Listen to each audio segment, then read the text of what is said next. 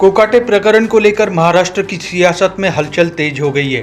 Rashtrawadi Congress party के वरिष्ठ नेता धर्मराव बाबा आत्राम ने इस मुद्दे पर अब प्रतिक्रिया दी है। साथ ही राज्य में होने वाले चुनाव पर भी आत्राम ने पत्रकारों से बातचीत की। सुनिए क्या कहा बाबा आत्राम ने। माननीय मुख्यमंत्री काय निर्णय घ्यायचा ते घेतील, कारण की त्यांनी टाइम बाउंड प्रोग्राम दिलेला आहे। 100 दिवसाचा कार्यक्रम झाला, त्याच्यानंतर पुढचा 100 दिवसाचा कार्यक्रम, अशा प्रकारचा ऑडिट घेणे गरजेचं आहे, कारण की परफॉर्मन्ससुद्धा आपला सरकार चांगल्या परिस्थितीमध्ये चाललं आहे, तर परफॉर्मन्ससुद्धा आपल्याला येणं गरजेचं आहे। मात्र कुठेतरी वादग्रस्त जे मंत्री आहेत त्यांच्यावर मुख्यमंत्री नाराज आहे, म्हणून ते राजीनामा नको तर खांदेपालटच करण्याची शक्यता आहे। नाही, तर हे त्यांचा अधिकाराचा बाब आहे, तर त्याच्याबद्दल आम्ही काय प्रतिक्रिया देता येणार नाही।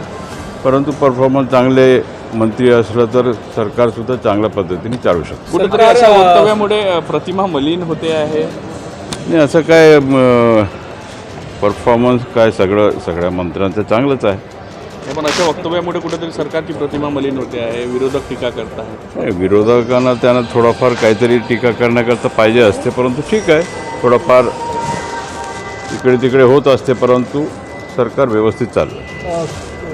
वातावरण निर्मिती जी आहे ती स्थानिक स्वराज्य संस्थांच्या निवडणुकीसाठी झाली। राष्ट्रवादी कशा प्रकारची तयार आहे या निवडणुकीत? नाही, आता आम्ही कामाला लागलेलो आहोत। आता आमच्या या चंद्रपूर जिल्हा, गडचिरोली जिल्हा या दोन्ही जिल्ह्यामध्ये मी स्वतः लक्ष घालतो आणि त्या दृष्टिकोनातून राष्ट्रवादी चांगल्या प्रकारचे परफॉर्मन्स देणार आहे।